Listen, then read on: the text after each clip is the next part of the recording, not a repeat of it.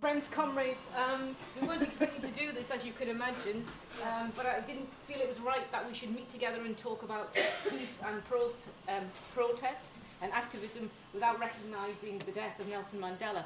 And I wonder if you would join me in a round of applause to mark his passing.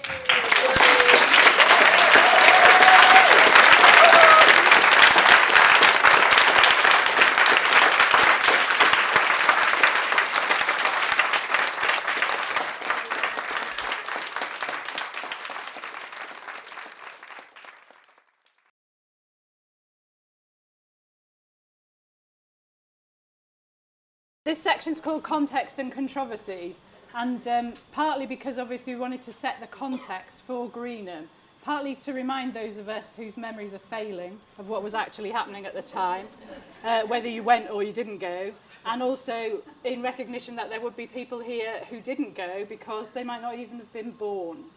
And we're very pleased to see such a range of people come today. So there is a bit of a timeline that I'm going to run through. I'll go through it briefly, but just to set that context and a bit of context. And then the controversies bit is a recognition that it wasn't all sweetness and light in those days, and we all know that. And it's something that I'm interested in, looking at those kind of the texture of these kind of events, not just the facts of them. So, who remembers this poster? So I thought this was a good starting point for context.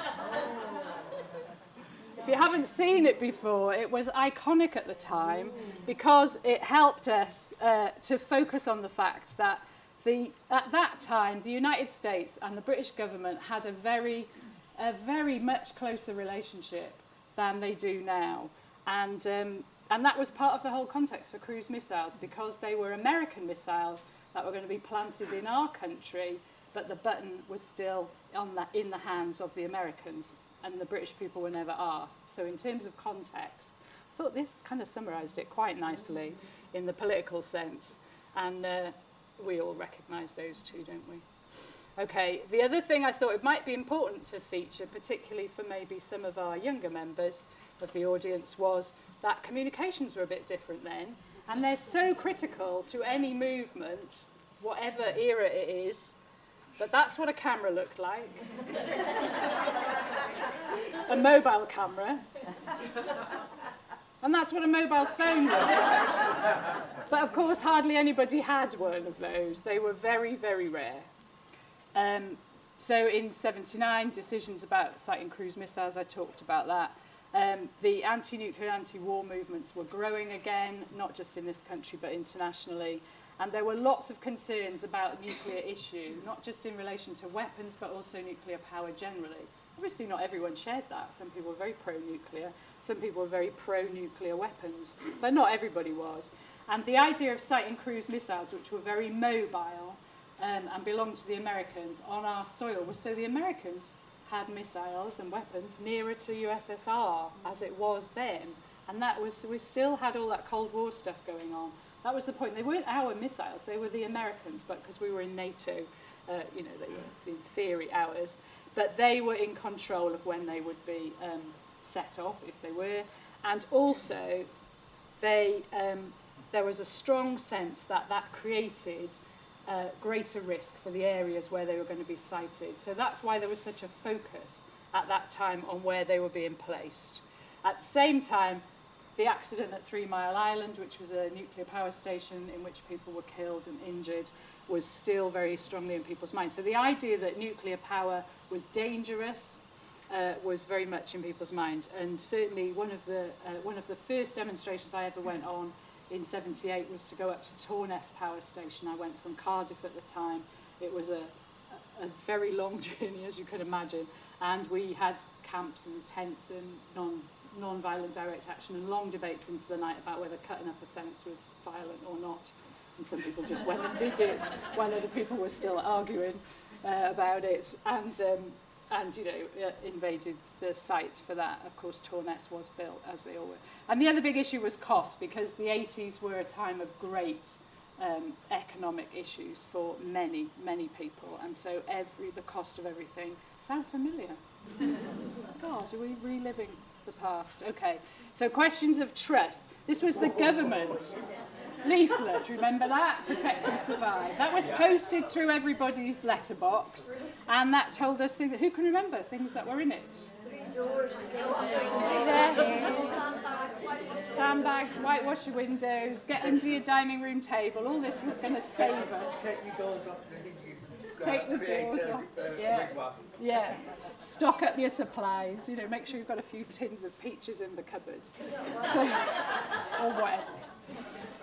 So issues of trust in the government. I thought this symbolised those questions quite interestingly. And then, of course, E.P. Thompson wrote this as a riposte, and that put a slightly different slant on things. Okay. So, one response, and this is the original banner that the women of Cardiff took on their march. Women and men and children who marched from Cardiff in 1981 to Greenham Common. 120 miles, took them 10 days, 36 women, 4 men and a number of children. And this was their banner, and it shows, and it ended up on the fence at Greenham, as it should. Very nice. So, that's the story. They decided to go to Greenham Common. I'm not quite sure why they picked that one out of the many, but it was going to be the first site of cruise missiles, so that was probably that. So they were ignored by the media, so when they arrived, they asked for a debate about it. When they arrived at the fence, at the site, at the base, they decided, a couple of them, to chain themselves to the gates, and that caused a fuss, and then they got some media attention. And then some women decided to stay. That wasn't the original plan, to set up a camp. It was just to have the march. And from that, the camp grew. And, other people sent stuff to help them set it up as a camp. And more people arrived. And then in the February, it became... There's some photos of what... various things. Certainly the top one, someone looking very cheerful about collecting firewood. I don't remember it being such a cheerful thing.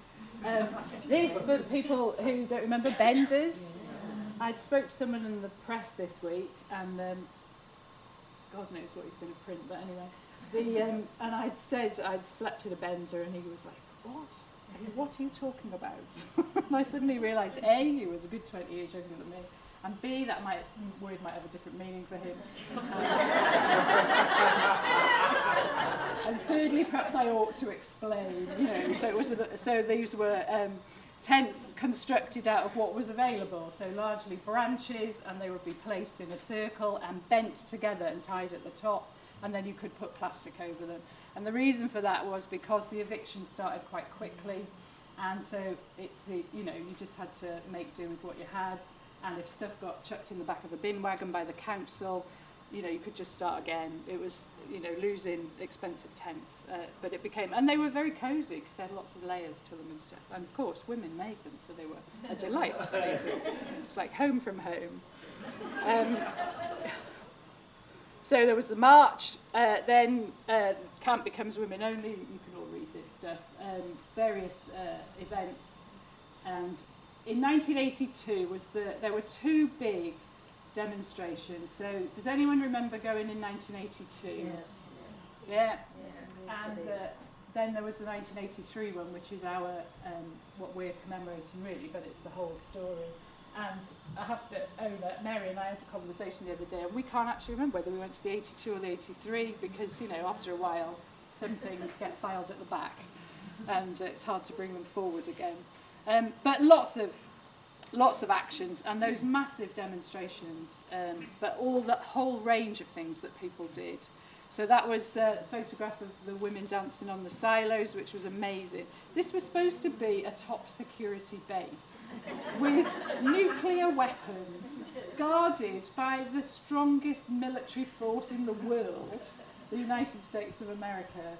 And some women climbed over the fence and got onto the silos, which were the areas that the missiles were going to be sighted in.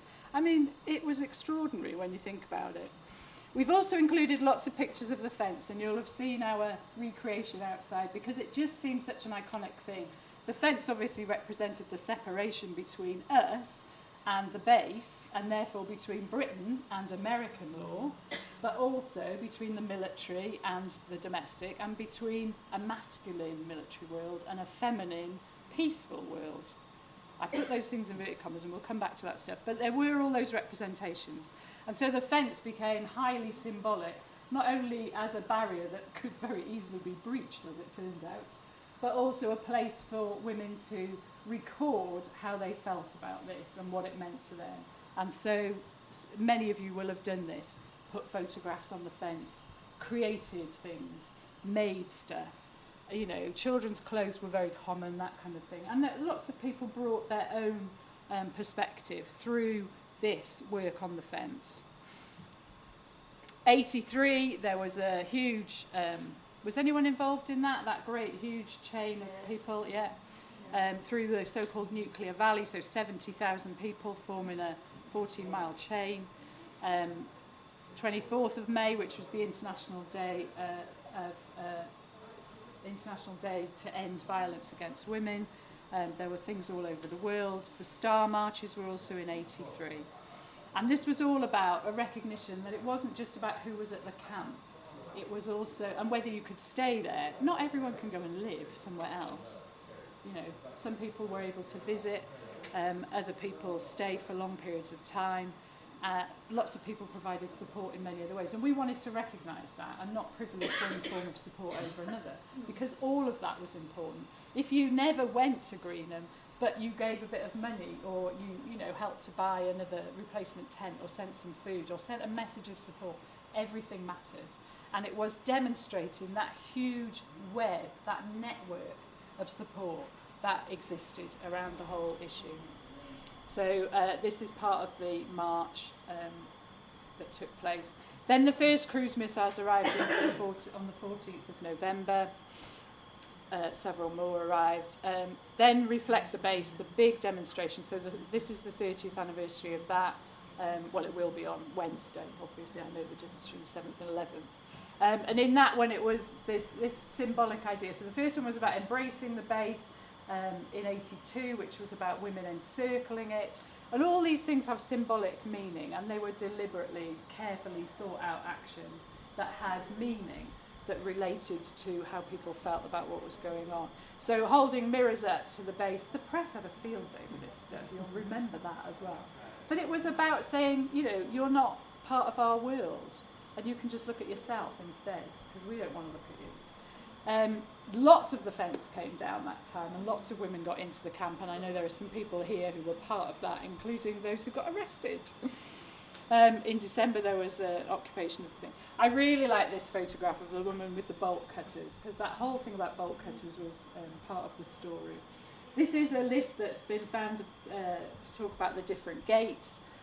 My list is slightly different to that one. I think, you know, everyone might have a different version. Things were changeable. But there wasn't just one camp, and there wasn't just one gate. So there were several camps, and that reflected lots of different interests, moods, emphasis, issues for different women. So it showed that it was an accommodating movement. It wasn't narrow, and you didn't have to just be one kind of Greenham woman to go there. You could be a musician, you could want to be in a lesbian women-only camp, you might be religious, you might go for very different reasons, and there was room for everybody in one way or another. Also the letter, what a fabulous thing to get hold of. Imagine being the postie delivering that. But they had to. It's the law of the land. It was an address, it was registered as an address, and people got letters. And they were very important to the women that lived there. So 84, 85, more evictions, more violent. Cruise watch, which was when the women used to follow the missiles as they went out of the base and track them and report that information. So again, demonstrating that this highly sophisticated, highly secure process was very susceptible to very simple things like women following it around and radioing each other and saying where it was, telling everybody else. So that was pretty good. Obviously there were things at other bases as well, and some of that's ongoing. I'm going to whiz through photographs of now. Do we have a different relationship with the police now? It feels a little bit different, but is it? We wonder. Anyway, the issues with the police were very much central to the whole Greenham thing, partly because of people's experience with the miners' strike and other things. We can't, that was all part of the story. So, just doing their job. Moving on. Okay, things changed. The political climate changed. The Cold War cooled off, warmed up. What would be the term? Gorbachev, very different. So there was a decision to get crews out and various stuff like that. Greenham women, some nice pictures, lovely banners, fantastically creative stuff people did. Bit of a song sheet. The missiles start to leave in 89. The last one leaves in 91. The base is handed back in 92, and 2000, the women's peace camp closed, and the common land went back. And it was common land, and the House of Lords ruled in the end that the evictions were illegal that Newbury Council took against the women eventually, but obviously takes a long time to go through that. So a sense that there had been some achievement. The year 2000 was achieved, and the cruise missiles were not on our soil. And of course, some people still argue that, Greenham didn't make any difference. Did it make a difference? The memorial garden that was constructed, those are the words on the stone structure to the left. That's the main garden on your left, which is there was a competition to design the central feature, which is a metal construction representing a campfire, because that was so symbolic of the camps and where all the discussions were had around the campfire. And there are 7 Welsh bluestones standing around it, representing the start of the march in Wales, and then there are silver birches planted around that. And then this was a slight offshoot. That's the commemorative garden. This is the memorial garden to Helen Thomas, the only woman who was killed at the site. And those are the words. This is actually a fountain, and it's shaped like a spiral, one of the symbols of Greenham, and those are the words that are inscribed on that. I don't know why I'm getting upset, except I've heard that the whole thing's been demolished. And the business park own the land, and they've said it's been there long enough. Apparently there's been a lot of vandalism and theft, but apparently it's not there anymore. I've written to the women who are responsible for that, but I haven't heard back from them, so I was trying to get an update for you. But a beautiful memorial while it was there. Okay, so women-led and women-only, what's not to like? There was controversy about Greenham, both within, obviously in the wider public, but also within the movement itself. So for some people, it was a diversion from real feminist activity, like working in rape crisis centres, for instance, or, tackling everyday male violence. For some people, there was a problem about the emphasis which came across about the focus on women as nurturers, women as mothers, women as self-sacrificing, women as the peacemakers. This kind of binary, this division between women are like this and therefore they do these things, and men are like that. For some people, that was a problem. For a lot of people, the campaign was misguided. It was focusing on symptoms of the problem rather than the problem itself. So it wasn't actually tackling patriarchy, it was just trying to deal with a little bit of an issue. And the issue was raised that the suffragettes gave up their campaign in 1914 because of the war. They went into the peace movement, some of them went into the pro-war movement, but the suffragette campaign was derailed by the peace movement. So for some people, do come in. It felt like history was repeating itself. I think there are some seats. People will shuffle about. So there was state opposition. This is really obvious stuff. The government, unsurprisingly, led by Margaret Thatcher, Prime Minister, didn't like Greenham. Didn't like that at all. They even set up a special unit whose job it was to discredit things. And we know a lot more about those undercover operations now by the police and potentially by the military than we used to know, because of the revelations recently in the press about infiltration by police officers undercover. But we knew less about it then. Some people suspected it, of course, but we knew less about it, so it was more of a surprise. Obviously, we are 30 years on, so more government papers have just been opened up. So we're finding things out. There was a defence lobby, who were proclaiming nuclear as the deterrent and the way to solve things. And there were, for them there was a communist threat and we had to be armed against it. The police and the military are obviously arms of government, that's their job. But they seemed very closely aligned with the Tory party in those days. And, they had been active in Northern Ireland. They had been active against the miners, and the army, the armed forces had been active in the Falklands War. So they'd had a lot of other things to practice on. The local council, as an arm of the state, also did not, funnily enough, like the Greenham women at all. So they evicted them over and over again, they prosecuted over and over again, and they set off rabbits in the press. Lots of scurrilous stories, all sorts of things. Lest we forget. That quote is from recently revealed government papers. I won't do the YouTube clip because it's her talking about, where there is division, let us bring harmony. I thought it was ironic.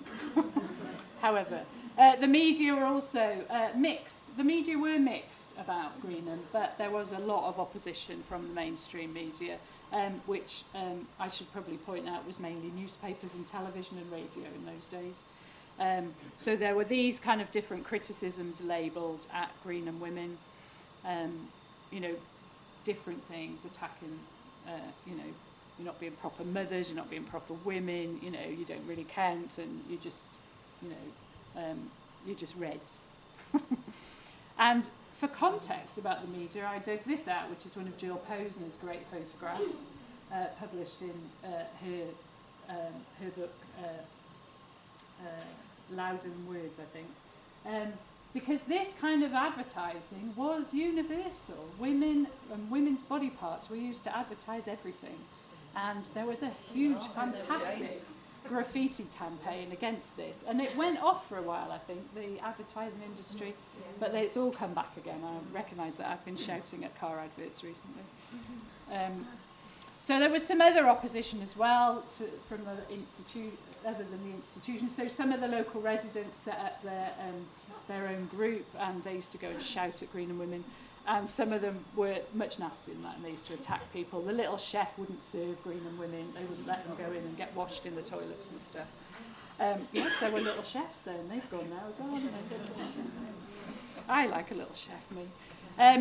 So some men found it very threatening because it was women only, and it was a women's peace camp. Some women, remember the Women for Defence group? It was a conservative women's organisation, wasn't it? It was kind of set up in opposition, and they got a ridiculous amount of press, considering there were probably only 3 of them. And there was also that bloke, do you remember he set up a group called Campaign for the Real Feminine Woman? And he was only one person, and he was all over the press as well. And also the feminists, there were feminist arguments about this. So I've got a copy, I haven't got it with me, it's put it away somewhere. I've got a copy of Breaching the Peace. Anyone else see it? It was published in '83. It was written by radical feminists, radical lesbian feminists, the Only Women Press, remember that? Still going, I think. And they held a workshop. So some of the controversy came from inside the feminist movement. It wasn't all from outside. What a great title, a classic of its time. The Women's Liberation Movement versus the Women's Peace Movement, or How Dare You Presume I Went to Greenham. I thought our title was quite long. Anyway, and this was the challenge. It's a collection of papers written for the workshops and published, and various women saying, why they don't think Greenham's feminist and why they think it's a distraction. And here's one of the cartoons by Kath Jackson, who did some lovely cartoons, and that was published in Breaching the Peace. Can everyone read that? Is that okay? Try to make it as big as possible. I think it's a lovely drawing style. So there was also a dispute with Wages for Housework, who were based at the King's Cross Centre in London. Yes, thank you. And I just thought it was worth mentioning that, because that was an issue about alleged racism, and we need to think about these things and pay attention to them. So it wasn't all, holding hands and hugging. And I found this cartoon, another Kath Jackson cartoon, to kind of represent that dispute as well, that there were differences, and if you can't see it, she's wearing a little lesbian badge. Okay, so, but I think Greenham was about working with difference, and I just, off the top of my head, completely, last night, listed these things in different ways about how Greenham embraced difference and tried to work with difference and not ignore it, but also not push it out, but be a kind of inclusive movement. And these were lots of different ways in which that happened. Some of them more symbolic than others, in terms of the fence. People were able to represent lots of different points of views, the interconnectedness of the symbol of the web. You know, the campfire, everyone had an equal say, trying to reach consensus. How many people were in women's groups that tried to reach consensus? It was a real struggle, and it's a really different thing to try and do. It's very different to a majority democracy. Hi, it's fine. So, you know, I thought that was worth mentioning. The idea of the different camps that represented slightly different perspectives on things. I stayed at Greenham overnight once, and I deliberately chose Orange Camp because it was the international camp, in that the women who were living there permanently wanted to make connections with women's issues in other parts of the world. And I remember they famously hit the front pages for refusing donations of coffee because it was all Nestle. Nestle were investing heavily in baby milk and you know, selling it in Africa. They still are. And so there was a boycott campaign against them. They also wouldn't accept any goods made in South Africa because there was a boycott against South African goods as well.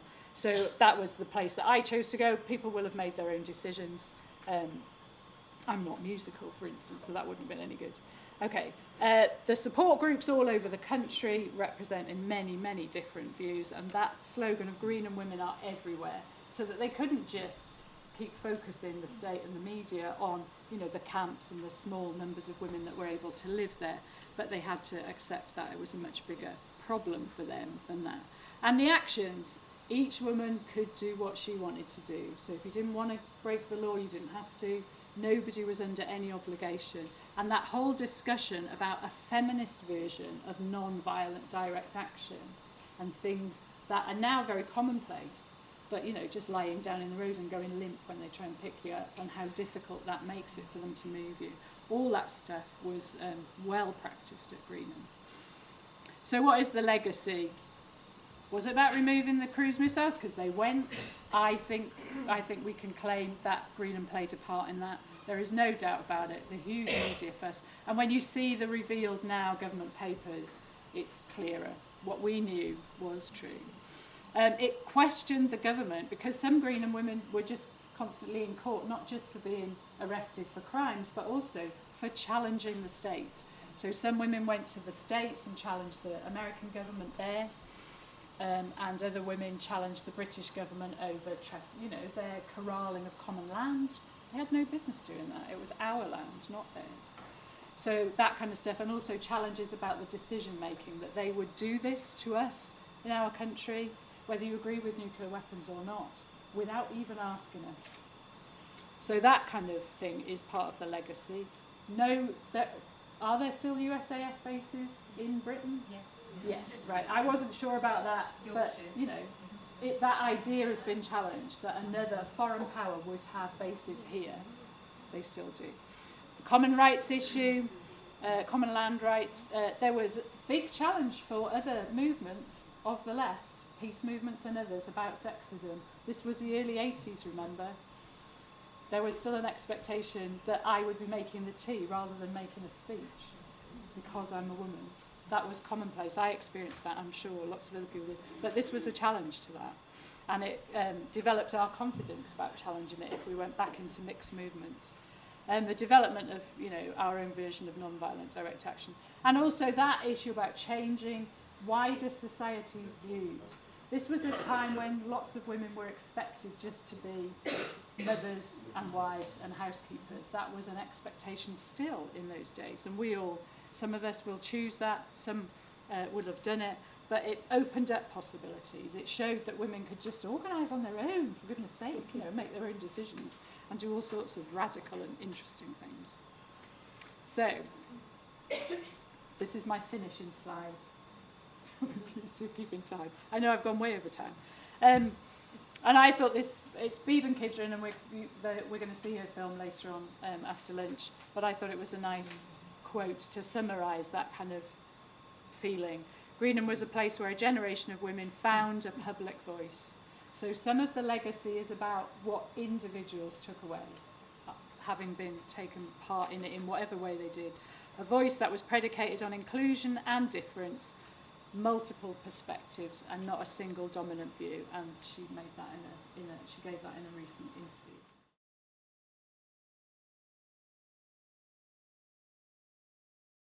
So if I can just start with Mary and maybe just have a sense of what it was like to be at Greenham.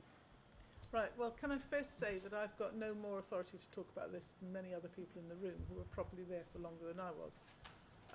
I went down at least 3 times, twice in a minibus and once in a coach, and stayed overnight for a couple of nights, certainly when we went in the minibus. I can't remember whether we turned around and came back in the coach. No, this is where memory fails. What was it like being there?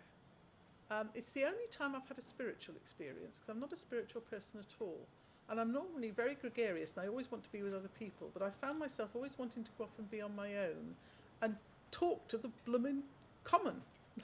Now, why I had that feeling, I've got no idea. I've never had it before or since. And I also felt the common lifting up, as if it was sort of saying, trying to shake something off itself. And I had this visceral feeling that it was heaving, trying to heave this great base off itself. Now, as I say, I've never had a feeling like that before or since. Where it came from, it was probably all the emotion of being there, I'm quite sure. I mean, if I put a rational hat on. But I like to think there was something crazy going on. The other thing was that the women, I mean, I was very impressed by the women who lived there all the time, absolutely. Yeah, hats off to them completely. And the bravery. I mean, I've got a list here of all the things they did. I mean, if at some time in the future I could perhaps read sort of half a page of all the incredible actions they had and all the arrests and all the problems, because somebody's done a wonderful timeline up to, here for the first couple of years. The thing that amazed me about being there was, another thing is, the shit pits didn't smell. That's magic. That is magic. So I think it was a magic event in a magic place. Bravery, absolute bravery, practicality, and the other thing was, once you were there, even for a couple of days, you wanted to stay there forever. It kind of drew you in, and you felt, I don't want that real world out there. This is the real world.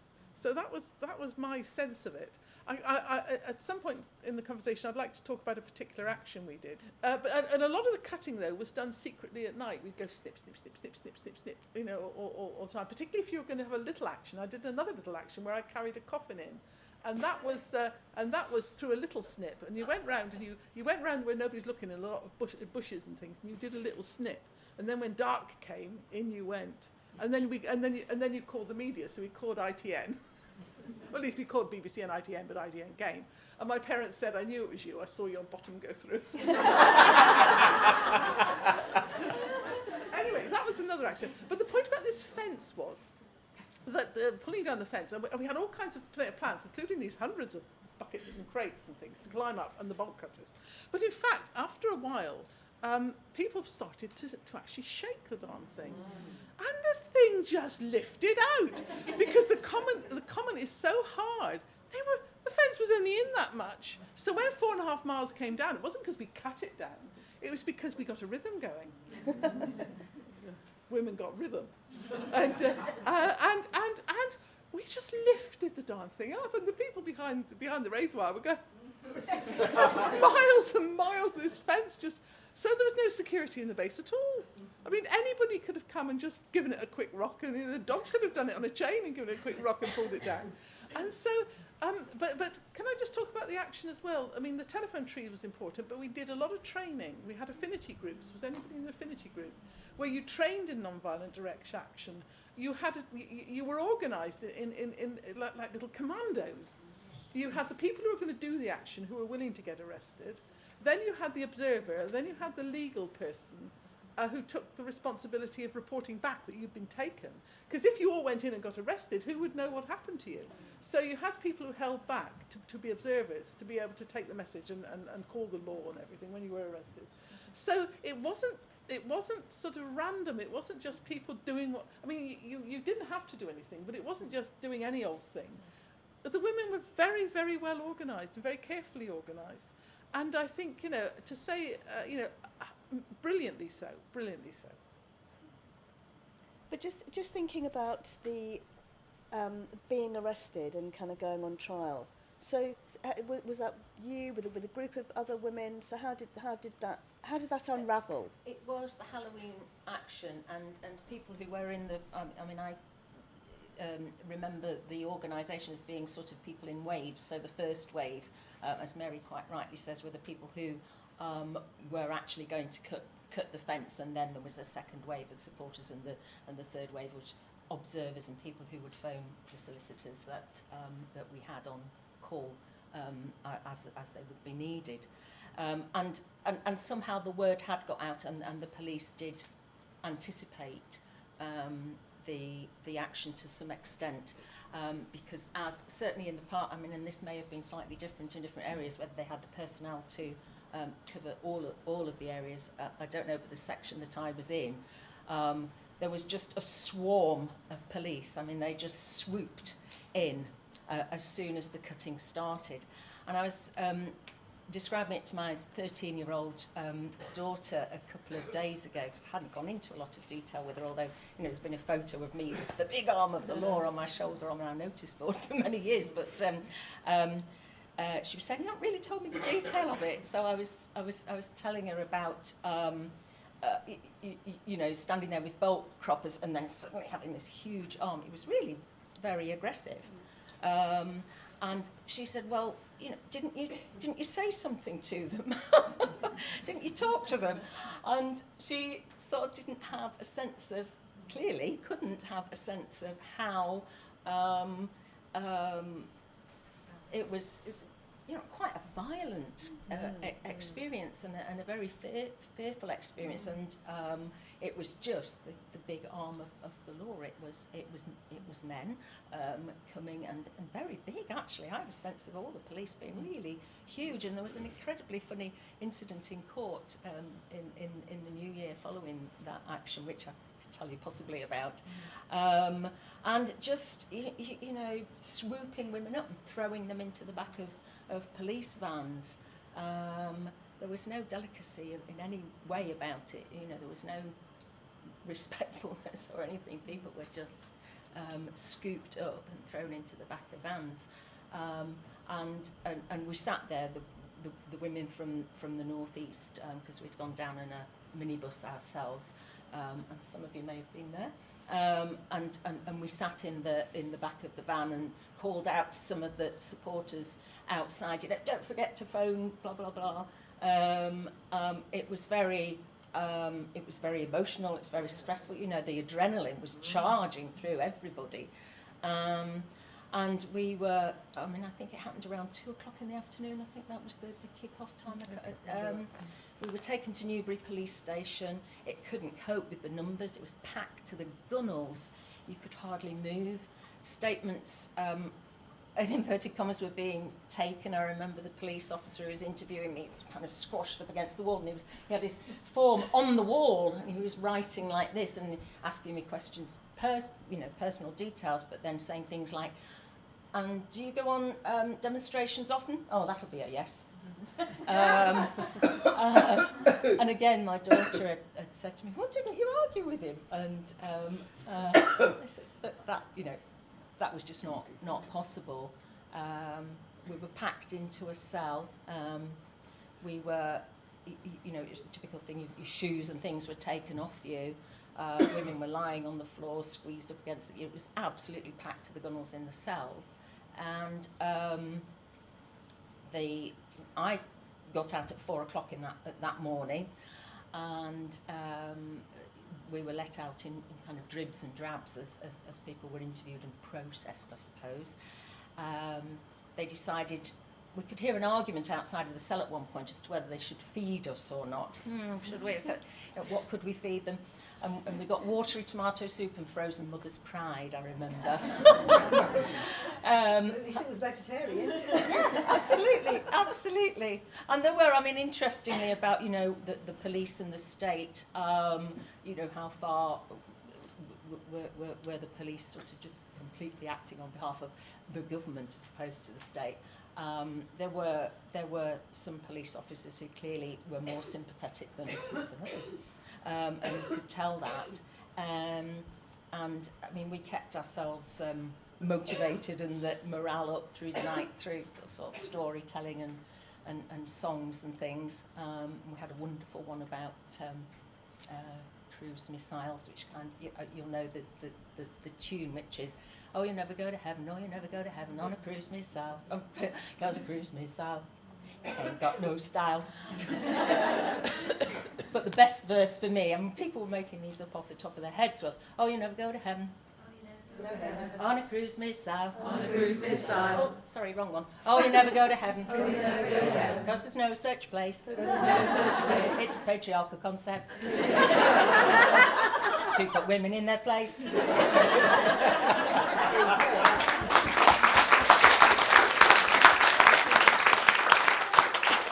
Of course, you know, as we sort of said, I mean, every woman kind of, you know, had their own experience, had their own motivations, wanted to do more or less, you know, direct action or just the more kind of passive things. And I think I got the kind of sense from Sue that there was never any value judgment about sort of saying, oh, you know, you used the word cowardly. I mean, no women there was cowardly. It seems to me they were all brave, and you just.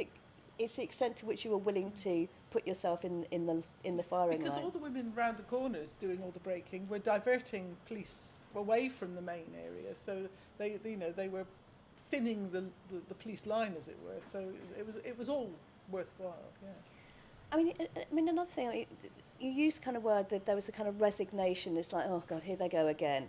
Did you get a sense in which it was like, I can't believe you're still here, you know, day after day after day, month after month, year after year, that there was a sense in which, certainly kind of for the police officers, they couldn't believe that it kept going for 19 years. I mean, because it just seems to me that it is that, not just here they go again, but are you still here? Why are you still here? Grudging respect, I think, for them in the end. I think. Yes, I think so. I mean, I think there's a lack of that kind of resonates with the sort of drive and insistence that there often was to find leaders. Well, who's leading this then? You know, who's the spokesperson? You know, from supporters and kind of antagonists alike, almost really. So it was a lack of being able to conceptualise really how people could organise in that way at all and have that kind of commitment and that kind of solidarity. And, you know, I think I've got huge respect for the bravery of the stamina of people who stayed there. Shit pits don't smell if you dig them correctly and have them open air, as we know. Particularly if you're vegetarian. People, you know, it's a very clean form of actually dealing with being vegetarian as well. Oh, right. That was the answer. Vegetables, you know, are not troublesome. No. But yes, I think it was a lack of just being able to conceptualise that and it being totally outside of their sphere of experience, really. You had to be a particular kind of person, and it was a very white camp. It was middle-class people with strong social confidence in the main. So it was like a lot of the women's movement, a white middle-class movement. Now, no worse for that. I mean, very brave, and they did brave things, but they had their privileges, I think, as a group, as I had my privileges as a group. That may be a contentious thing to say. Does anybody want to challenge that? Because yes, I'm getting seen on my hands here. Well, I was at Bluegate, and that was a working class women's gate. That's what we called it, and we were all working class women. We didn't go there with any sense of entitlement or as middle class women. We were working class women, and lots of the women that were at Greenham were working class women. Lots and lots. was that a later period connected to the miners' strike as well? Because there was an overlap there. Yeah. Before that. There you see, I'd stand totally corrected. There was. Because I remember at Bluegate, we used to get called round to Yellowgate for the intense discussions about money and things like that, and you used to sit there saying, I don't understand a fucking word they're saying. What are they going on about? And there'd be hours and hours and hours, and I'd just walk away and go back to blue, you know, and say, oh, they're talking out their arse around at Yeller again. The gate was called the Northern Gate. There was only one person from Bluegate that was actually from the south. Right. Everybody else was from the north because it was the nearest to the bus station. So it was a walk up the hill. And the pub. I stayed at one gate and I can't remember which one it was. Does anybody go with me and remember which I was at Yellow. If you're going in a coach, it was always Yellow because Yellow's the medium. The main gate, that's the main gate. So we went to Yellow. Oh, right. After much discussion. Right, after much discussion. So you see there, I stand corrected. I've spent too much time at Yellowgate. Yes. Well, clearly people are dying to speak. So Yeah, let's just take some more questions to the floor. Some just person up there. In terms of talking about those discussions, I think that's my overriding memory of being at camp for a year during that time was about political discussion all day, every day. Because we were the closest gate to town and to the bus station and whatever, we had during that year, between like the month before Cruise came in, hundreds of people visited Bloom every single day. And mostly women and men would come and say things like, oh, I'm not political, I'm just against nuclear weapons. Or people would come and say things like, oh, God, they must tell a lot of lies about you. God, if they're telling lies about you, who else are they telling lies about? And people would come and they would sit down and they would have conversations, and all sorts of working class and middle class people would have those conversations about, oh, so that's what's happening in the north of Ireland. Oh, this is what's happening with Aboriginal rights and whatever. This is what's happening to when the miners' strike started. So this is what's happening to working conditions. This is what's really being said about the miners, and this is what the truth is. Because someone sat there next to me who's telling me about it. And it enabled many, many people, and myself as well, because I went with very, very socialist, feminist politics, and I thought things around the environment was very namby. That was namby politics, that wasn't fun. And it enabled me to make those connections, and it did, and you could see that all day, every day. It politicised people, and it gave people a safe space to have all those conversations endlessly. And on the whole, very positively. And it enabled people to make connections and with each other, but also in their heads with all the. This is how society's working, and it's not just me. It's not just isolating, and that's what made you brave as well. Because I think all the things I would never have done those things. I've never got arrested, never gone to prison, never done any of those things, had I not done it with all those other women at that time. That's what it did. It made you brave, and it gave you a big perspective on the world and what was really happening.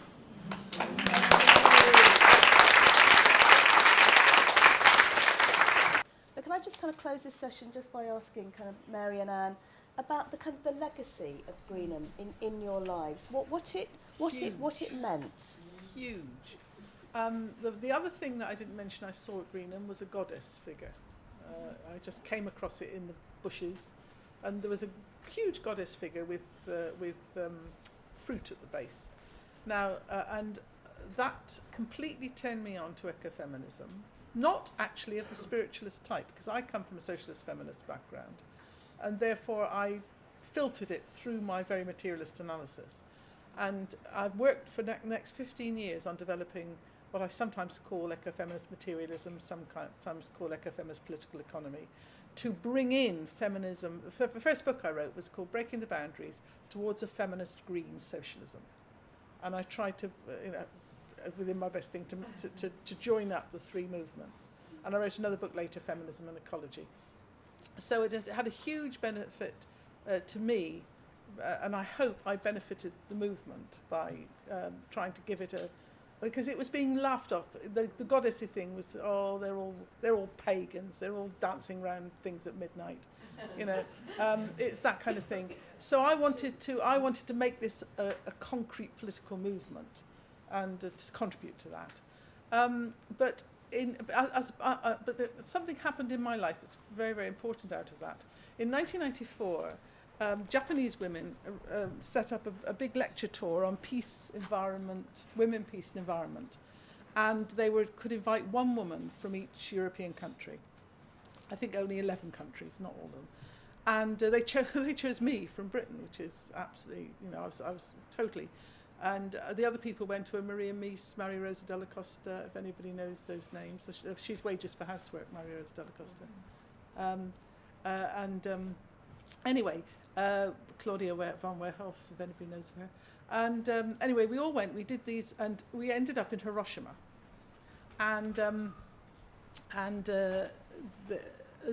was on a platform of 13 people, because there were 11 of us, and there were 2 Hiroshima victims who survived. And I was number 13. And so everybody went along, and the Hiroshima victims talked about the Hiroshima victim, blah, blah, and they got to me. And I said, I just want to talk to you about Greenham. And I said, you've had 12 people speaking. I'm the 13th. I said, so I don't want to talk to you about Greenham. I want to sing you a song about Greenham. And I want you to sing it with me. And I wonder if you would sing it with me as well, because it's, you can't kill the spirit. Who can pitch well? Who can start it off? Because I'll pitch it all wrong. You can't kill the spirit. She is like a mountain, old and strong. She goes on and on and on. You can't kill the spirit. She is like a mountain, old and strong. She goes on and on and on. You can't kill the spirit. And they sang it. Can you imagine 1,000 or so Japanese voices? They're very reserved people, and it took them a while to clue it, because I'd written the words up big. Anyway, we sang that, and it went down well. And then the Japanese women said, "Can we visit you?" So they came and they visited Makunklith because of the environment, and they said, "Where else can we go for peace?" And I said, "Well, I'll take you to Greenham." So I went to Greenham in 1996 with a coach full of Japanese women in the dark, trying to find, can you imagine trying to find Yellowgate in the dark after 20 years or 10 years or something, when you can't think where you are? And I was saying to women, it's here somewhere. And of course there was no lighting, and there were no, because it was, but there was a caravan left, and one of the original, I can't remember the name, I think it was Sarah. There's somebody who was one of the original people. Sarah Hipperson, that's who it was still there. And the Japanese women said, "What can we do for them?" I said, "Well, just give them loads of money to keep going." So the Japanese women turned their pockets out. And they all sat in this caravan, this coach full of people sat in this tiny caravan. And of course couldn't sit, they were all standing. And it was magnificent, but deeply weird. I love it. Magnificent and deeply weird.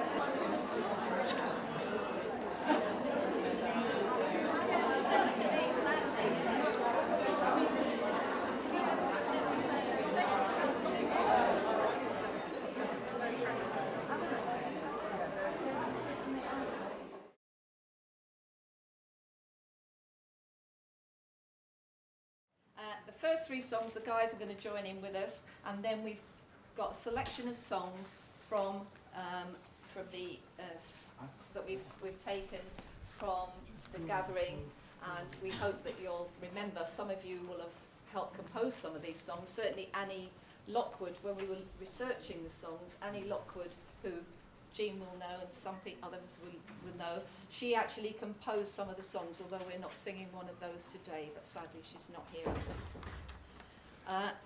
So we're going to get started. Helen is our musical coordinator. So our first song is called Peace Calypso, and that was composed by Heather Murphy-Dougal.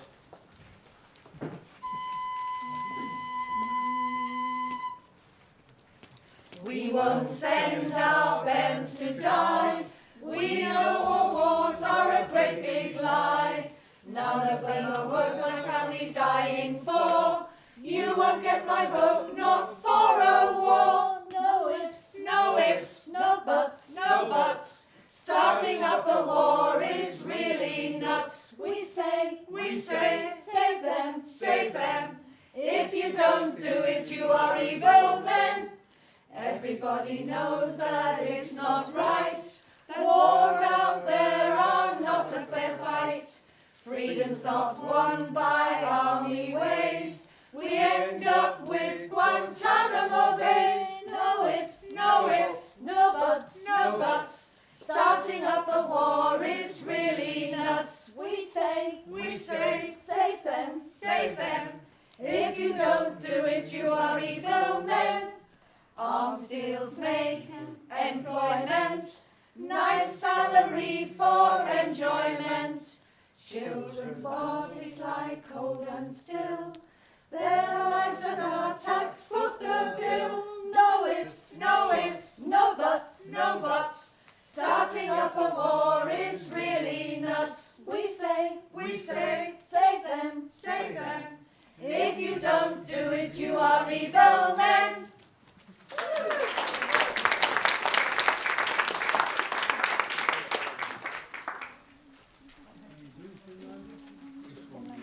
Our next song is called Song of Peace, and you'll know it as Finlandia, and we're only going to sing the first verse. This is my song, O Spirit of all nations, a song of peace for lands afar and wide. This is my home, the country where my heart is.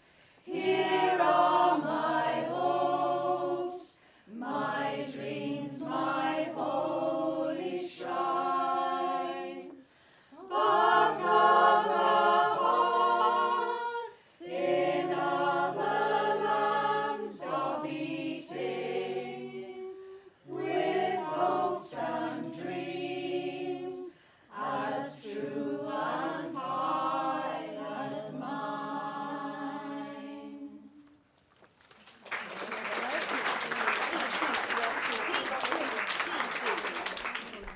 Our next song is This Land Is Your Land, and if you know it, if you know the tune, please join in. Woody Guthrie. Well, even if you don't know the tune, Johnny.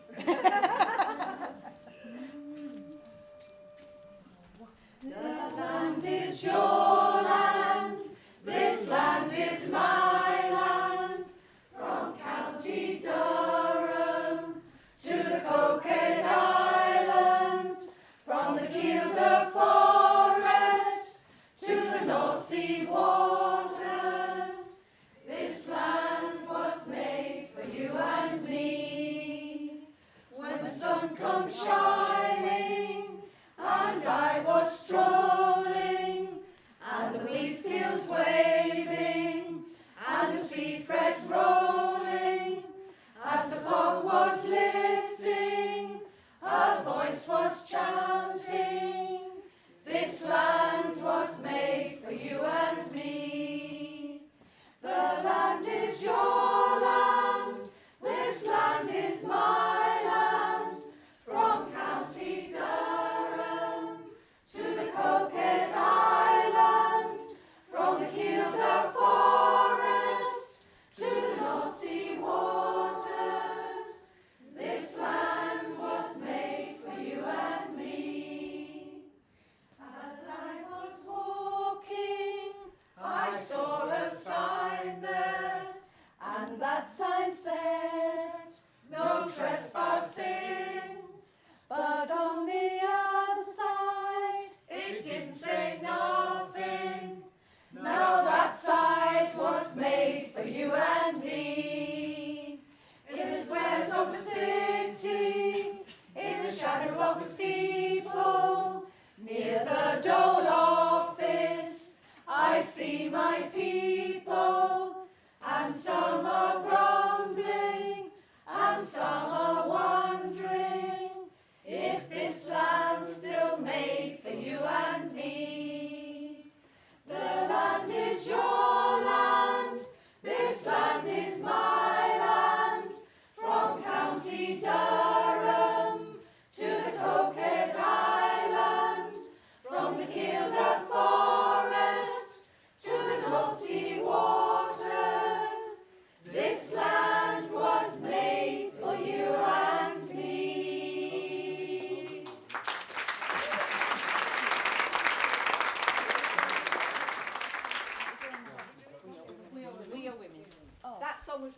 Shirley Ford to the original tune. So our next song is We Are Women, and that was one of the, these are saying goodbye to the guys at the Greenham songs. Thank you guys. Put the curtain on. Yes. So we hope you're going to join in all of these songs. We are women, we are women, we are strong, we are strong. We say no to the bomb, to the bomb. We are women, we are women, we are women, we are strong. We say no, we say no, we say no, we say no. We are women, we are women, we are strong, we are strong. We say no, we say no, we say no, we say no, we say no, we say no to the bomb, to the bomb.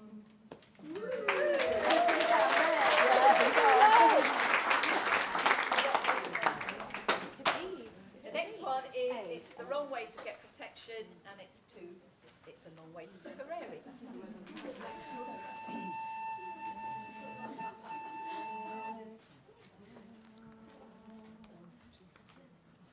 It's the wrong way to get protection. It's the wrong way to go. It's the wrong way to get protection. It's the biggest con I know. Goodbye, Central Station. Farewell, Eldon Square. It's the right way for provocation. If those missiles stay there.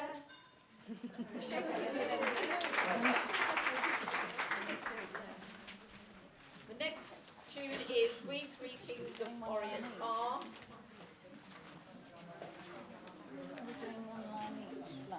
This was an original Greenham song. Yeah, all these. She?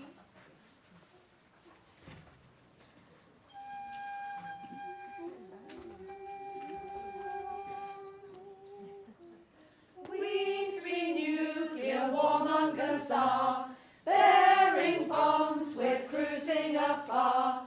Field and fountain, moor and mountain, bringing a blinding star.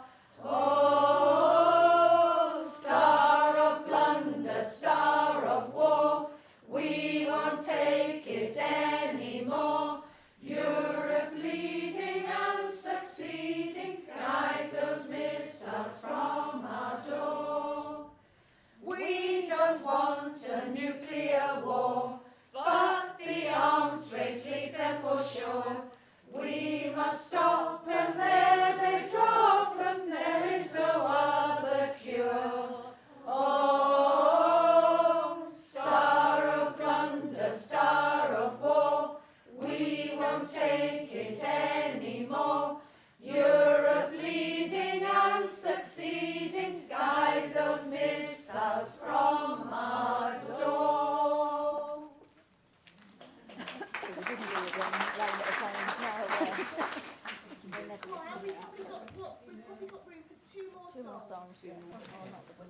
So we're going to do this next tune, which is I Do Love to Be Beside the Seaside, with the title Oh, I Do Love to Live Beside Reactors.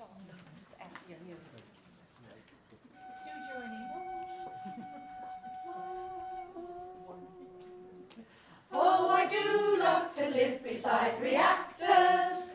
Oh, I do love to live beside a nuke. Oh, I do love to feel the radiation glow as the core melts down and the sirens blow. Oh, I do love to live with radiation. I'm part of the nuclear family. There's something here inside, and a few of us have died beside reactors, beside the sea. Oh, I do love to be beside the Teesside.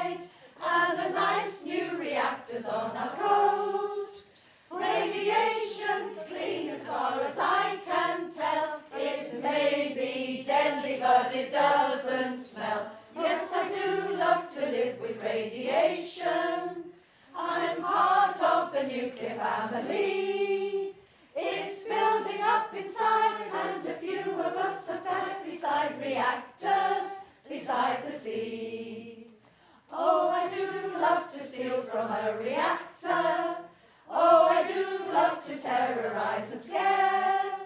Oh, I do like to make a nuclear bomb, bomb, bomb, when I get my hands on plutonium. And they do like to eat away your freedom as they tighten up security. It isn't very wise to try to criticise in a police state beside the sea.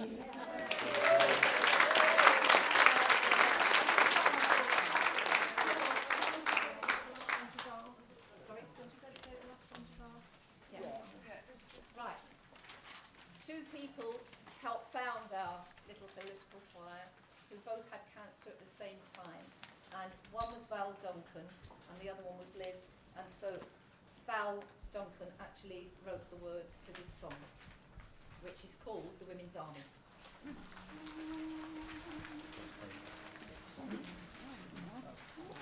If I could, I surely would stand like our militant sisters stood. The women's army is marching.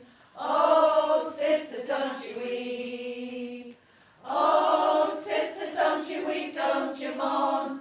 Oh, sisters, don't you weep, don't you mourn. The women's army is marching. Oh, sisters, don't you weep. One of these nights about 12 o'clock, this old world's gonna reel and rock. The women's army is marching.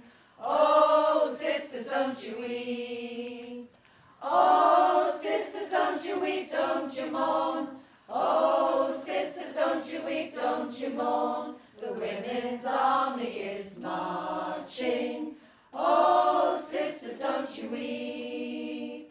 Boss is gonna wonder where to run, 'cause the land will be the people's when the women are done. The women's army is marching. Oh, sisters, don't you weep. Oh, sisters, don't you weep, don't you mourn. Oh, sisters, don't you weep, don't you mourn. The women's army is marching. Oh, sisters, don't you weep. Sister, sister, don't be afraid. The women united will come to your aid. The women's army is marching. Oh, sisters, don't you weep. Oh, sisters, don't you weep, don't you mourn. Oh, sisters, don't you weep, don't you mourn. The women's army is marching. Oh, sisters, don't you weep.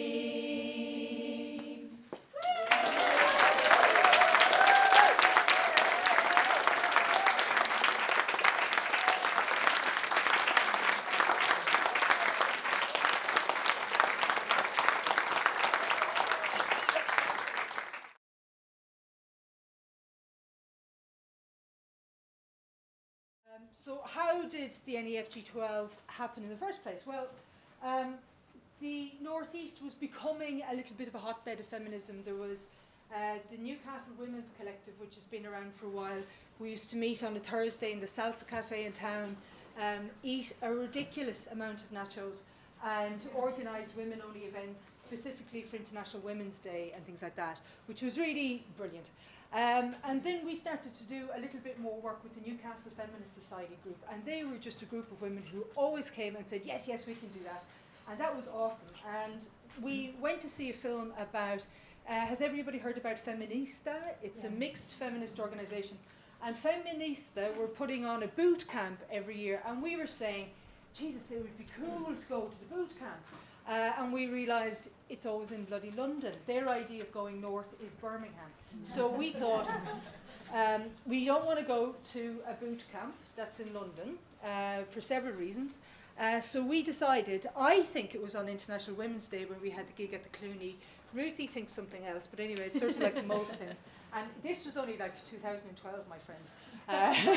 So this isn't ancient history I'm talking about. So we got together at the Clooney too, and we decided we'll do our own boot camp. So that was in March, and we decided that we'd organise it for October time. So we worked together, a group of women from different ages, from about 17 to almost 70, came together doing, I had always said, I wish I was at Greenham. I would have loved to have been at Greenham. I was 8 years old at the time, looking at very, very confused. You can imagine how Irish television in the Republic of Ireland reported Greenham. And all my parents, it was get her away from the telly. Get her away. I think they were afraid I was going to catch something. I caught it all.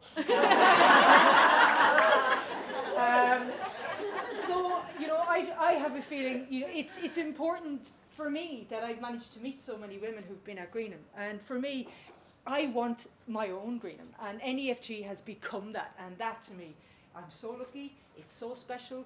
We got together, and the spirit of Greenham was in the incredibly DIY nature of our first conference. We were there in Commercial Union House, a big, mad group of us. We had no booking system, for example, right? No booking system for a conference. And we're there on the Saturday morning, knees knocking, thinking, Jesus. Lizzie and Bobby had been organising the food, so we were catering for anything between 10 and 100 women. Who knew? And the night before we opened the NEFG, we were in Commercial Union House hoovering the floor. I remember hoovering one bit of the floor and going, my back's gone, lying down, doing a bit of yoga, sorting that out, hoovering the rest of the floor. We were cleaning the toilets. We had organised the event from start to finish, and as we cooked, we were excited, nervous, but very, very united. And we had been through a whole process where we had to figure out, would this be a mixed event, or would we make it a women-only event? Ruth and Elizabeth will be talking about the women-only element of NEFG, and am I ever pleased we went through that debate, and am I ever pleased we made it women-only? We had over 100 women walk through those doors on the first day. It was mind-blowingly brilliant. We were due to kick off at 10 o'clock. At about 9:45, we're looking around, and there were women, older generations of women who had been waiting for something like this in Newcastle for a long time, crying in the toilets. We were just so touched. It was absolutely awesome, but very DIY. And when we were opening it, we're doing the opening saying, look, this is not the kind of conference that you come to and you complain about the quality of the coffee, okay? You come here and you make it what it is. And I have to say, the women who came to NEFG absolutely made it what it was.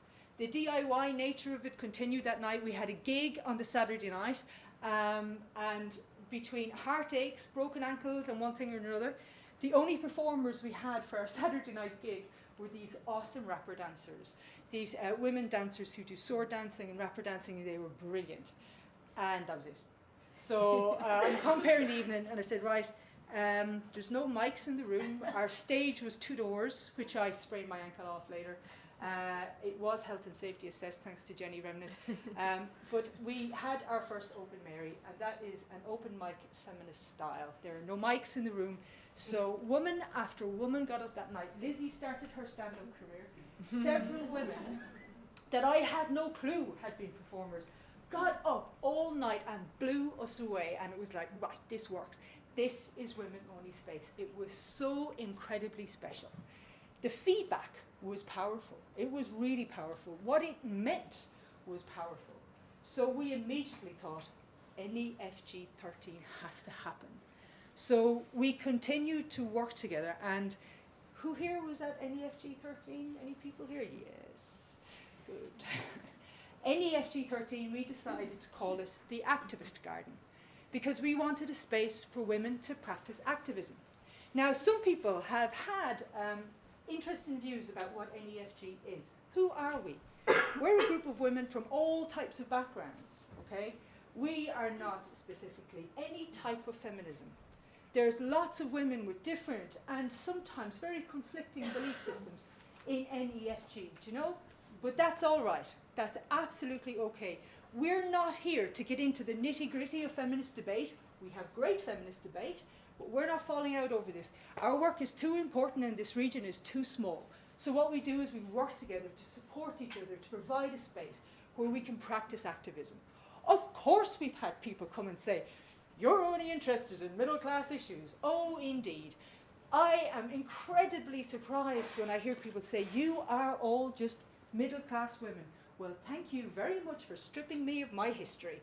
I find it amazing that as soon as some woman has had a degree, or any of our women walk around looking confident, she couldn't possibly be working class. So anybody, and this goes to, there's some people not in the room, anybody who can say, if you are like that, you can't possibly be working class. That says a lot more about your politics than ours, okay? So we are a lovely mix of women doing some interesting work. How is our membership? It's about as organised as our booking system for the activist garden was. We don't essentially have a list of names and numbers. We've got a spurious mailing list that's out there. It seems to work mainly. We're on Twitter, North East Feminist Gathering. There's a group that if you're a woman, you can apply to join on Facebook. That's about the size of it. We welcome women of all ages and backgrounds to come and join us in our work. Now, what was important about Activist Garden? We wanted to provide a space where women could grow their activism, to bring it somewhere, to make it matter, to reach out into the communities that are here. Women need to experience this, and what we actually need to do is encourage more Geordie women. We've got a big range of women from all over the country, different countries. I'm clearly not from the northeast, but I'm starting to feel it now. You know what? But we need more Geordie women involved. And what have we done with the Feminist Gathering? I hope we've inspired the women that have been to NEFG. I hope they get that feeling of the NEFG love and the pain of leaving that space and going back outside into that community where we seem to think we're safe. Spend a few days in a women-only environment that's a beautiful, supportive feminist environment. You then understand what safe is. Imagine, my friends, if all of the women in the world became conscious in the way that I've seen women become conscious, including myself, in NEFG, the size of the revolution we'd have on our hands. It would be frightening, wouldn't it? A whole world full of wide-awake women ready to become active. So I invite you to come and join us at NEFG. We are hoping to do much more, but we are all completely volunteers. We're a collective. We work together in, we think it's organised. It works. And some people say, well, why don't you do it like this? Why don't you do it like that? Or shouldn't I be involved? Actually, yeah, you could be. But how we work is the conference itself, or the gathering, that's just the cherry on the cake. The important thing for us is the process that we go through. It's beautiful to see women, including myself, begin the process where there's all sorts of things that you don't know, you don't understand, you didn't even know you didn't know. Isn't that the kind of thing? Yeah, we sat there going, I didn't even know that existed. That's cool. Okay, so we go through this process of learning how to do this and share that with each other. And that kind of means that NEFG will forever be fairly DIY. I don't think you're ever going to go to a North East Feminist Gathering conference where you go, wow, that was really slick and seamless. Because that's not what we're about. And actually, if it's really slick and seamless, what do you have? A room full of participants going, I don't think I could do that.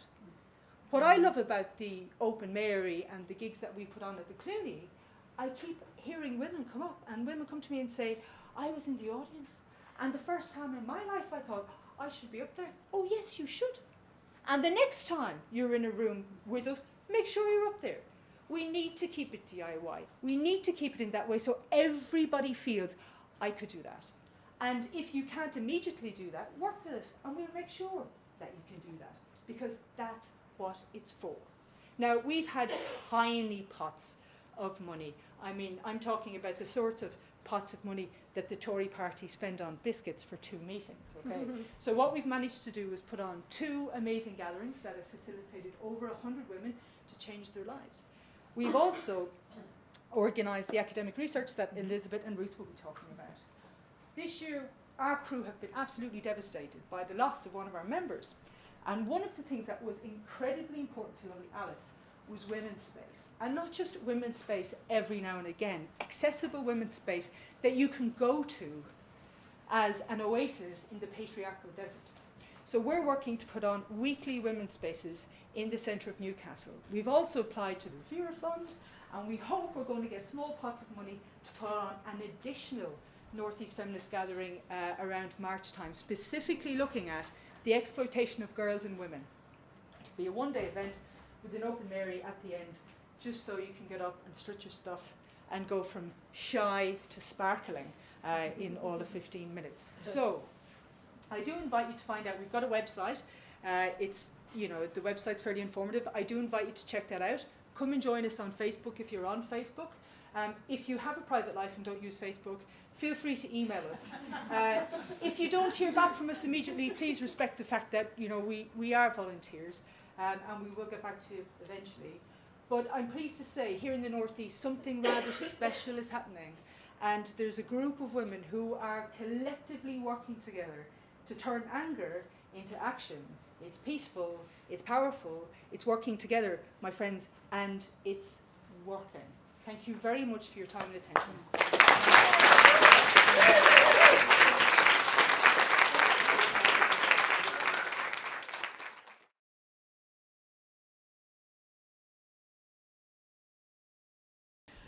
So leading on from that, then I want to talk to you about the research that some of us did as a result of the NEFG that picks up the themes that we've talked about this morning around Greenham Common being a women's peace camp and the decisions that we made at the North East Feminist Gathering to make it women only. Elizabeth and I will be presenting today, but this research is really the result of 4 of us collaborating, the 2 of us and Jenny Remnant, who's here today, and Rhiannon Redpath, who were also involved in initiating the research and conducting it. Clearly, the debate about women-only space rages. It continues on. It is regurgitated generation after generation. Endless arguments about the rights and wrongs. But what we wanted to do in our research is move beyond the argument to talk to women about, well, what is the experience of women-only space? Rather than standing outside women-only space, arguing about whether or not it should exist, we wanted to step over the threshold and find out what's the experience of it. And what prompted us was that, as Rowena said, women talked about their experience at the NEFG so movingly. It was clearly a very significant and powerful experience, emotionally and intellectually and politically, for a lot of women, and we wanted to understand more about that. So our focus was on how do women experience women-only space. What we did was a series of focus groups, discussion groups, with about 30 women who'd attended NEFG in 2012, who volunteered to take part in the research. Ages ranged from about 19 to 70, a range of sexual orientations, some disabled women. The majority were white. And it's worth noting that I suspect these debates play out slightly different in some black women from some black traditions, where the tradition of women-only space is different. So I think this is a particular issue, perhaps, open to debate, for white women. We hear sometimes about the spectre looming in feminist debate of the feminist killjoy.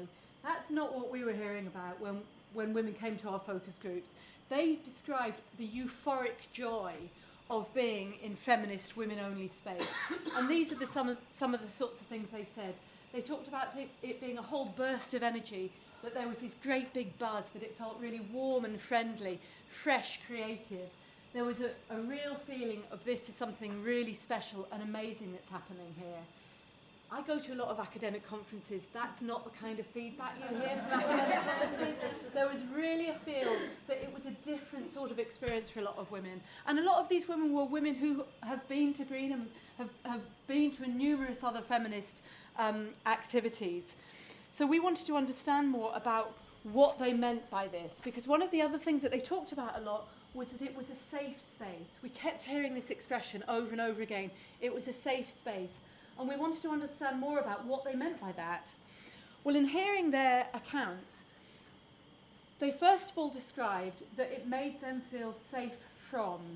It made them feel safe from the everyday sexism that all women in society are subjected to, at risk of, the violence, the harassment, the abuse, the stuff that we're well familiar with, that there are now campaigns identified to explore and just to document the everyday sexism that women experience.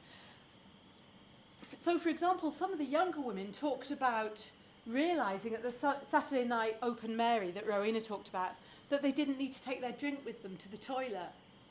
They're so used to going out in mixed environments and you take your drink with you in case you get spiked. That's not something people of my generation were growing up with, but that is a very clear message for younger women. And it was a real shock for some of them to realise, I don't have to do that. I'm safe here. Women also talked about being safe from very combative, obstructive kind of argumentation, where the aim wasn't to generate discussion and learning, but was to batter down your opponent. We've all been in those kinds of environments too. So we've asked people to read out some of the quotes. Can the person who's got quote number 1? Lovely. If you like, stand up and take the floor and tell us what one of the women said in our research. Okay, so she said, we live with a level of fear of expressing ourselves, of speaking out, or voicing our real opinions. And consequently, we're looking for a situation where we can put down that fear and express ourselves freely. Have some space where it's okay to say what you really think. It's not about everybody agreeing or disagreeing, or everybody having the same opinion. It's about being able to listen and share in a way that somehow, in mixed company, always ends up in a more combative scenario. Somebody's got to be right and somebody's got to be wrong. So women told us that they felt free from sexism, they felt free from that kind of argumentation, and that made them feel safe to behave differently. So they were safe from the barriers and they felt safe to behave in different ways. So the next quote demonstrates this really nicely. Has somebody got quote number 2? Lovely, thank you. I was thinking about that kind of energy that takes women all the time to deal with, that low-level and high-level shit that we get. And it could just be a look, it could be just a look, it could be a stare, it could be worse than that. Something about being in an environment that's physically and psychologically safe, I can just relax, and my head can work. I'm not having to look over my shoulder or whatever. We all accommodate various levels of hostility at various times in this society as women. It takes a lot of energy. Thank you. So I'll hand over to Elizabeth to talk more about what women said about how they felt safe to behave differently. Thank you. Let's go ahead and move to my slide. So now having that energy, so what can go on? So the women told us that they were safe to have these deep discussions. And someone used the quote that it was a PhD level rather than kindergarten. Now, they did not mean that you had to go read all these books. In fact, this is an important point. It's that the discussions weren't back to the basics, which is, what is sexism? Why do we need feminism? They didn't have to go and rehash all those debates again. So they were safe to say that they were a feminist, and what type of feminist they were. And they actually, in being able to do that, they were able to work through some of their prejudice and competitiveness. And for several of them, some of the older feminists were able to confront some of their stereotypes they had about younger feminists, and then the younger feminists actually confronted some stereotypes they had about the older feminists, or they had felt like the older feminists weren't going to think their feminism was good enough. So that was really important and doesn't seem to happen outside of these spaces. And so they were able to have these discussions to be challenged, and they were able to speak and to be heard. Other people told us they were able to finish their sentences. Yes, we can clap for that. Yes, of course. They felt that it could be open and honest. They could just be themselves. So in a safe environment, this enabled them to realize, for some of them, to realize that they are clever, that they are brilliant. We could respect the brilliance of women. So is there a number 3? Because the number 3 really exemplifies this. I was like discovering myself. Oh, this is who I am when I'm not constantly fighting. It's like starting a race when you're already halfway through. You haven't had to do the really hard bit of the run, just in the bit where you feel really good. Thank you. And then there's a strong connection between being safe and being emotionally and cognitively, intellectually engaged. So we have a couple more quotes. Number 4, the first person. I think just having that part of my brain freed up, I genuinely thought, no, it might sound silly, but I did feel cleverer. That's not silly. I felt exactly the same. I was like, I'm discovering myself. Is this who I am when I'm not constantly fighting? It's like starting the race, but you're already halfway through. You haven't had to do the first really hard bit of the run. You're just in that bit when you feel really good. Thank you. And those were, we did some, when we collected data, we were in some focus groups. People were sitting around talking to each other. And then one woman responded to the other saying, that's not silly, I felt the same way. So this idea, and in contrast, in unsafe environments, women can't fully be themselves, they told us. They can't participate, engage to the same extent that they felt they could in the women-only space. They could be fully themselves, fully human, and they could fulfill their potential as full civic human beings. So what do we do with all this? I just want to reiterate some of the things that, repeat some of the things that we've said here. So we argue, based on what we found, that feminist women-only space, and of course, we've heard it all throughout today, so much as what was said about women's experiences of the Greenham Commons maps on to some of this. So there were feminist practices, and this is really important when it's a feminist women-only spaces. So they were listening, respectful, breaking down the hierarchy, and you listen even when you don't agree with someone. They have their time to speak. They can finish their sentences. The content was all feminist.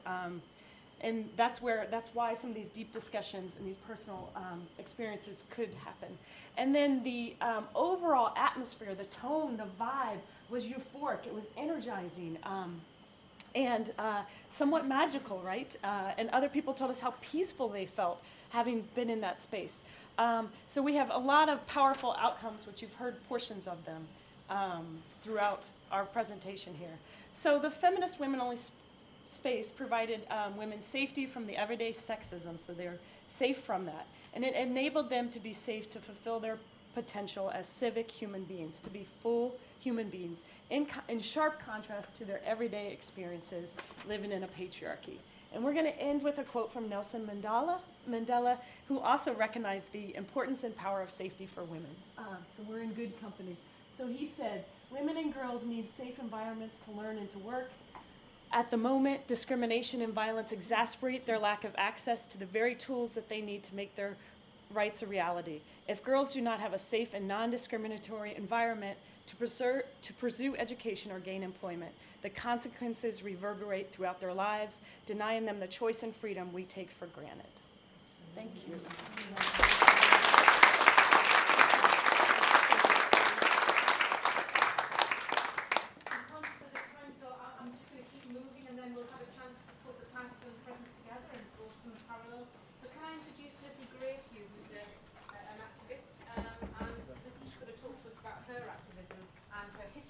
Organising in the northeast of England.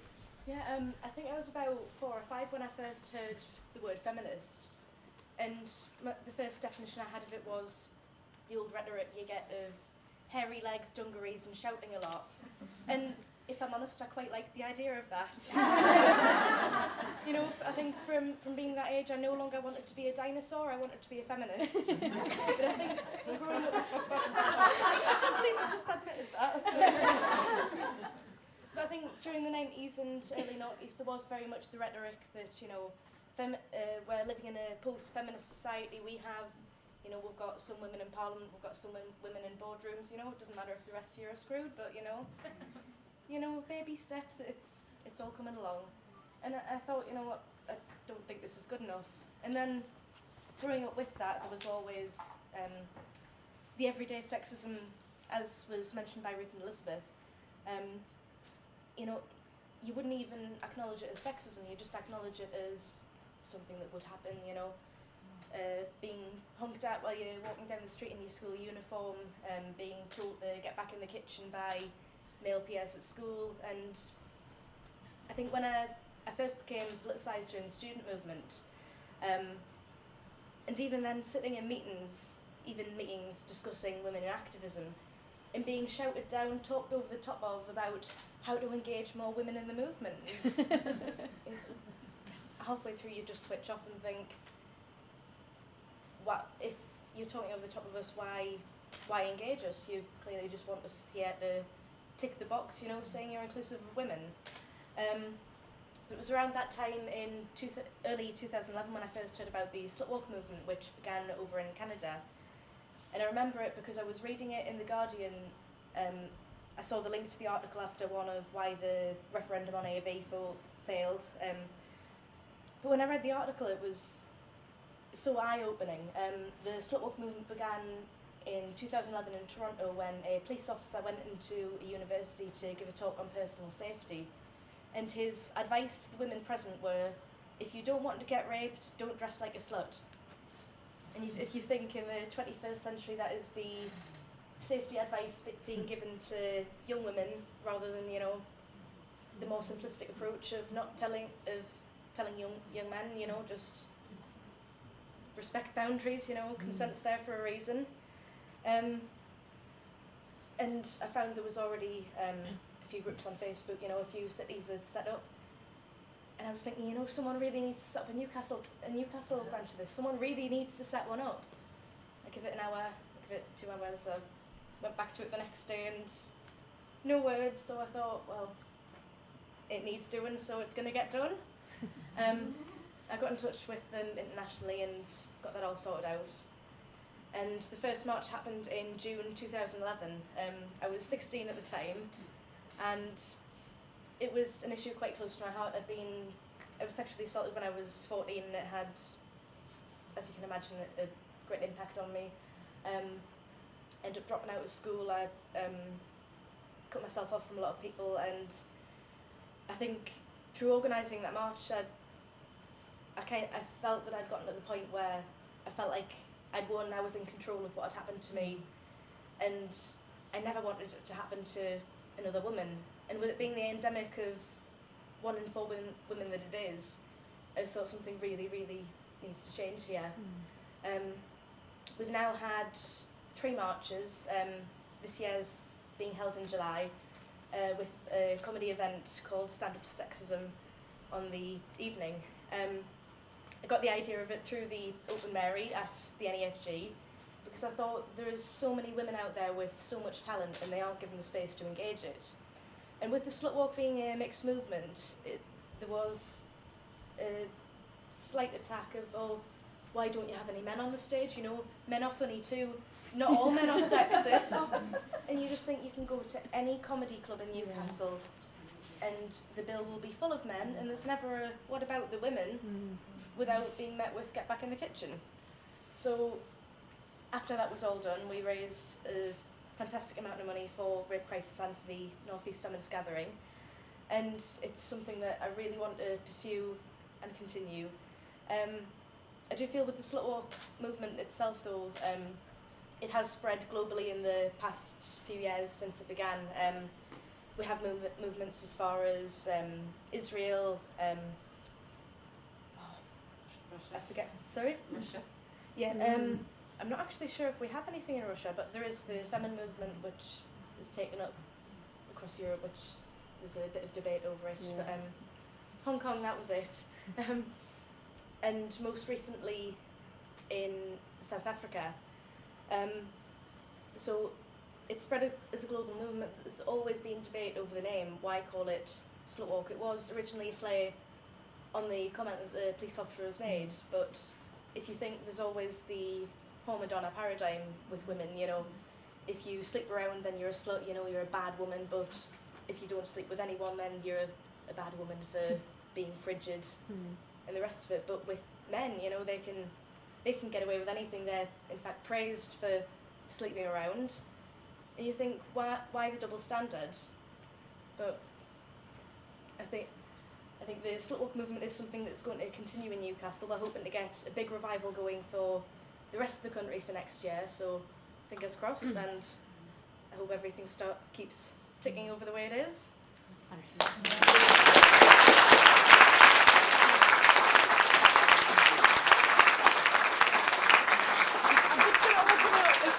If this is now all about the parallels, it's all about connections, Hoofy.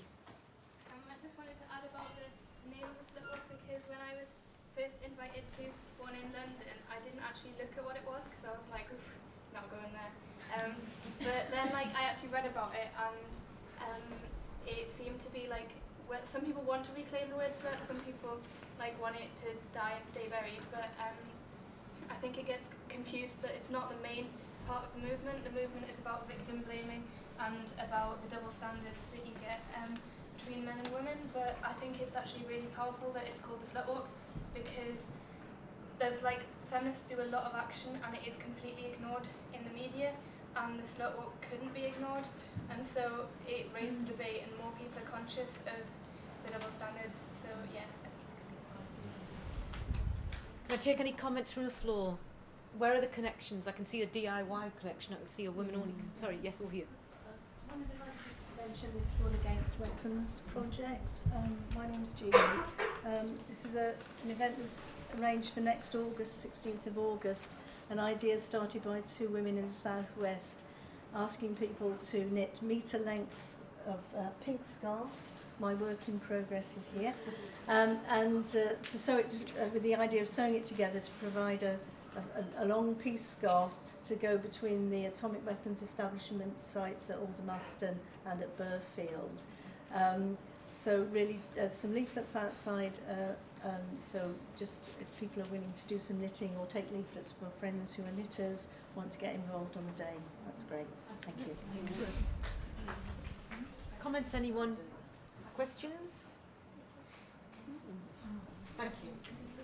I was once told by a very strongly feminist friend of mine that my mother brought me up not to wave my willy in a weapon, which I took as a great compliment. But I just wondered, what do things like Slutwalk and the NEFG do to address the way, because a lot of the problem, particularly with Slutwalk, are the way young men, most of whom I don't recognise from the description you make because I don't hang out with those sort of blokes, but how do you address their sort of upbringing and the way they view women so that they won't treat... What do you do to address men's behaviour? Oh, I do all the time. Well, you explain to us what you do.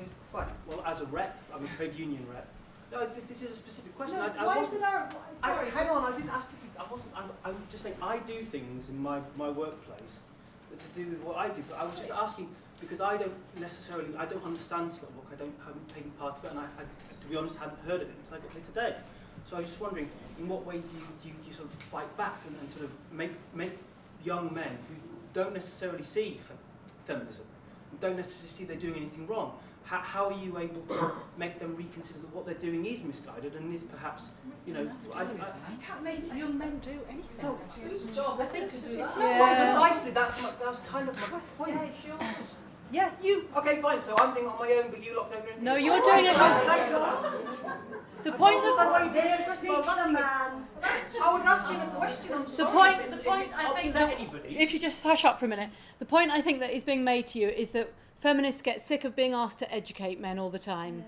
And we see it as men's responsibility to look after men's education and prevent men being violent and harassing us and taking up space publicly and verbally and harassing and exploiting us. And we have a job to do to look after women, and that is what most of us have been talking about today. And men have a job to do to look after men and prevent men's violence.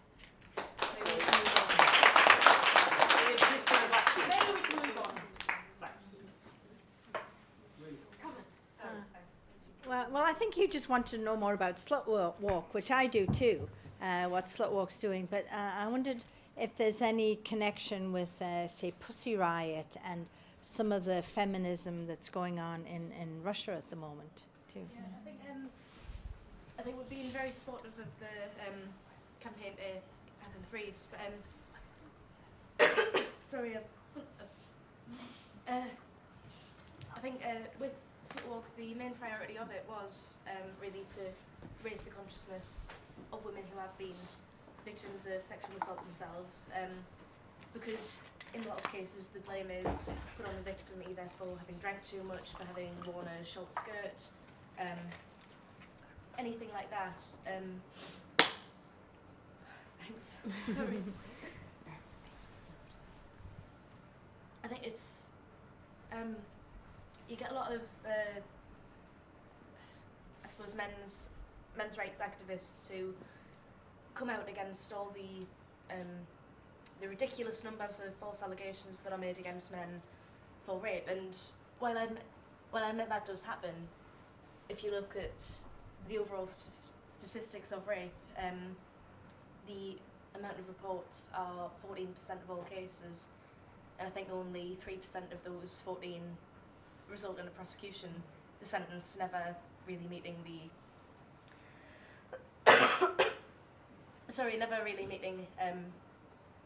the crime itself. But again, a lot of it is to do with consciousness raising and lobbying against people such as Ken Clark with his, his statement on how date rape isn't as serious as other types. People like Julian Assange, while he has done good work with other things, what he's done cannot be condoned, and that shouldn't be taken as a priority over. Sorry, over what he did to those women in Sweden. Sorry. Sorry. I'm just struck by that point about people will have probably been involved in Reclaim the Night marches years ago, and I remember when I was just finished being a student in Sunderland, and there had been a series of sexual assaults and a couple of rapes against women, and the advice from the police was, don't go out after 10 o'clock or whatever. And that was very much an issue of, that's again, space. Women aren't allowed to be in this space. If you want to stay safe, just go back literally in the kitchen, go back into home and stay there. And so Reclaim the Night marches were organised to highlight that and to say this is our space. Women walked through the night, through the streets together. And I think it's sort of really interesting that slut walk is now having to address the fact that, okay, women are going into those spaces, women are visible and taking over, well, not taking over, but creating spaces for themselves in the night and outside of home. So then what's happened is that now women are still being blamed, but the focus is on how you look and how you dress, and in many ways it's very dispiriting, but absolutely fantastic that people are organising around slut walk and helping to address that. We do still do Reclaim the Night marches. There has been one the last 3 or 4 years, if not more, but unfortunately it's very tightly organised and not by core feminists, and it's at like 7 o'clock in the evening on a really short march through the city, and I think it's missing something, and actually what it's missing, it's not women only, and actually last year, we were marching through Sunderland with male drummers in the front, reclaiming the night. So, seriously, but this year we had the Banshees marching, but that did mean that a lot of the chants were missing. So there's some work needs to be done around how we get that message out in a way that's coherent for people stood on Northumberland Street. And I had to shout down 3 drunk guys on a bench shouting down at Penny Renfrey that it was their street that we were marching on. But they didn't get away with that, thankfully. But we do need to do some core work, and actually feminists need to take it back. And unfortunately it's the unions who have defeminised Reclaim the Night. So we have to take it back from the unions to make it a feminist movement again, because it's losing its meaning. Yeah, I think with a lot of the emphasis being on how women dress, the blame is always placed on the women rather than the fashion industry or women's magazines, which say, women, you should be dressing this way, not for yourself, but to get a man, sort of thing. But if you don't want that man, then sorry. Was there another, Chris? Was it? No, another comment. Thanks. Before we go into the film, yes. And I guess it's a tiny bit off point, but we've been talking about, what Greenham meant to us, what our politics mean to us, and that ripple effect. And I want to pass on a thank you that was given to me but it was given to me as a Greenham woman to all the women in this room. So if I can do that, I'd really appreciate it. I'll stand up. I was, after the last miss, after the first miss I left Greenham, I went to live in Canada for over 20 years. And when I came back on holiday, about 4 years ago, I wanted to go to Greenham. I wanted to walk around Greenham. I wanted to feel all of those women that I'd shared that experience with. And so I walked up Pall Hill and I sat down and I lit a little fire by Bluegate at the side where we used to put our tents. And I sat there for a bit, and then I went and stood in front of the gate, and it was a wooden fencing, and there was signs on saying birds were nesting, and it was so different to the sort of the cruel place that we saw when we looked through the gate. And I went inside and I turned around and I was looking down Pine Hill, and this man said, "Have you lost something?" And I said, "No, I found something here. I used to live here." And he said, "What, in Newbury?" I said, "No, on that grass verge over there." And he said, "Were you one of the Greenham women?" I said, "Yes, I was." And he said, "I want to say thank you to the Greenham women for giving us our common back." And I was sort of like, not knowing what to say a bit, because I was getting a bit teary. And then he said, "Oh, and there's like a memorial over in the base, you know, for you women, and a little bench." So I said, "Oh yeah, I'll go over and have a look at it." He said, it's by the control tower." And I said, "Okay." He said, "The control tower's over." And then he went, "I bet you know where it is more than I do." And I said, "Yeah, actually I do. I'll find it. I know my way over there." So I went over and I sat on the bench, and I remembered all of the women that I'd shared my life with, and are part of me, and that beautiful time that I had. And it was a thank you to all the women that are here and all the women that are here. So.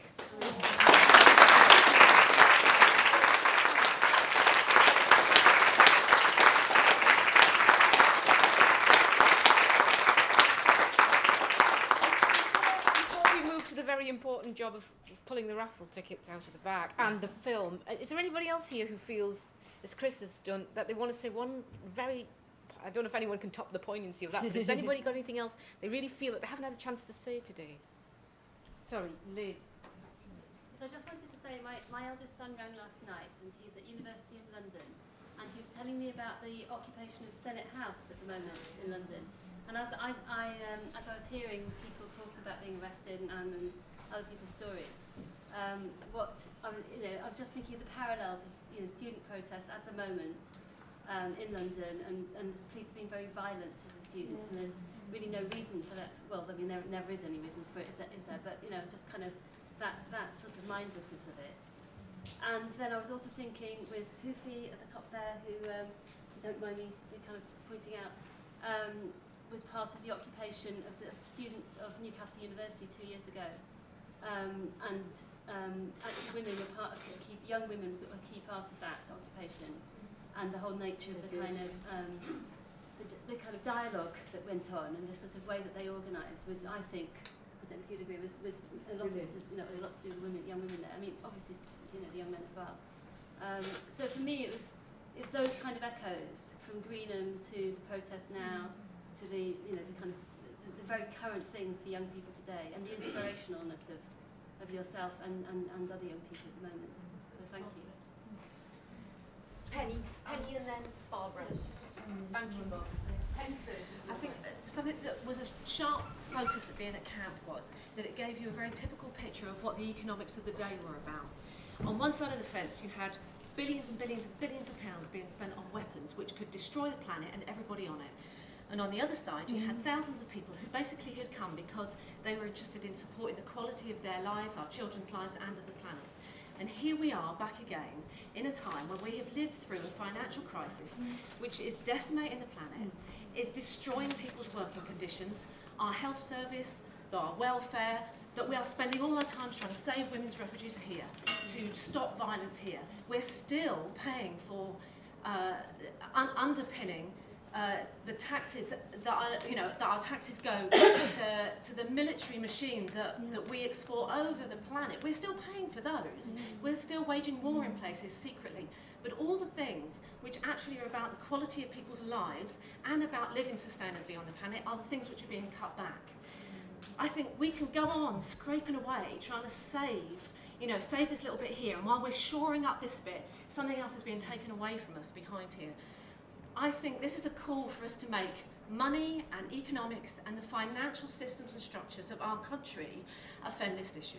Because until we control money and who makes money, not just a bunch of private crooks who call themselves, banks, who are interested in just making money for themselves and for a small elite of people, their priorities are always going to be on the other side of the fence to us. And our priorities, all the ones which bring everybody here, all those different issues that are important to us, are never going to be their priority. It's never going to be their agenda. We have to democratise money. We have to be in charge of creating money. We have to be the people who say what those priorities should be and how that money should be spent. And it should be spent on all of those things that we talked about today, because they are about what improves our lives, our children's lives, will save the planet, and not just in this country, but all the way around the world as well. And I think we've got to not be frightened of it. I hear all the time, I work with youth and community groups, and I hear all the time, and especially from women, I don't understand money, I don't understand numbers, or I'm not very good at maths, or God, all that economics. Bankers' brains, economists' brains, I think generally are probably smaller than ours. So if you look at the mess that they have created and still line their pockets, we can do better than that. But we have to take it back, and we have to, I think if we want to make headway on any of these things that we've talked about today, and that we talked about in the 80s and the 90s, then we have to make that a priority as well as all those other things that we're doing. So you just have to, it's like asking you to put something else on your agenda of activism. But I think that's fundamental to all of those things that we've talked about.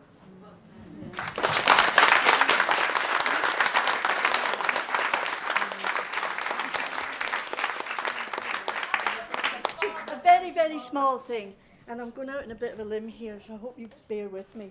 This was my favourite Greenham song, and I'm going to sing it for you. And there's what some of you will know it. They can forbid nearly everything. They cannot forbid me to think. They can't forbid my tears to flow, and they can't shut my mouth when I sing. They can forbid nearly everything. They cannot forbid me to think. They can't forbid the flowers to grow, and they can't shut my mouth when I sing. They can forbid nearly everything. They cannot forbid me to think. They can't forbid the sun to shine, and they can't shut my mouth when I sing. They can forbid nearly everything. They cannot forbid me to think. They can't forbid our love to grow, and they can't shut my mouth when I sing.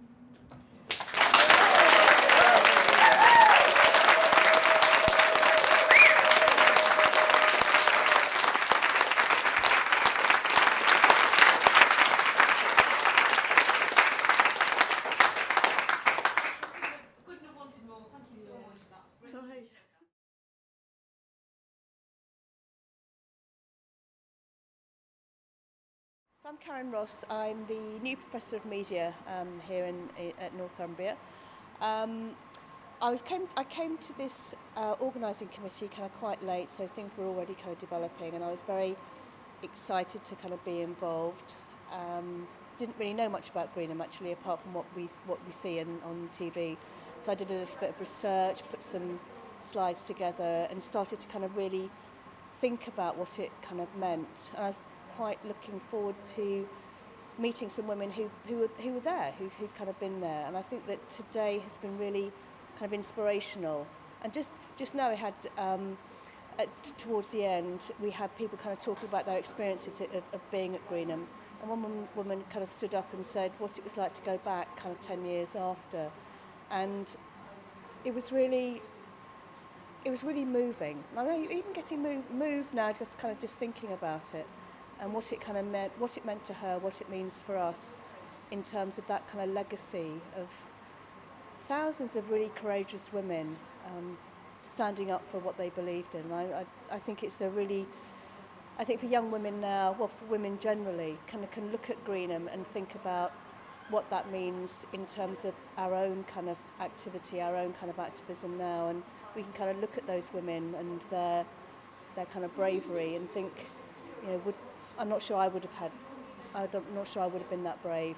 I'd like to think I would be that brave as maybe a younger person, but I just feel now with my own daughters, when I see them going on kind of marches and demonstrations and actually see that kind of legacy of activism being manifest in today's contemporary society, and I think that gives us, you know, gives my generation hope that it hasn't all kind of been for nothing, it hasn't been abandoned, that there is still things like Slut Walk or Wool Against Weapons, which I never knew about, sounds fantastic, but there are still those kind of things which are going on, which I think shows people's kind of passion and commitment, and also suggests that when politicians say that we're apathetic towards the political process, it's not apathy at all. I think there are any number of women and men who are standing up and saying enough's enough, and we are the 1%, and the 1% is actually really powerful. And I think that the legacy of Greenham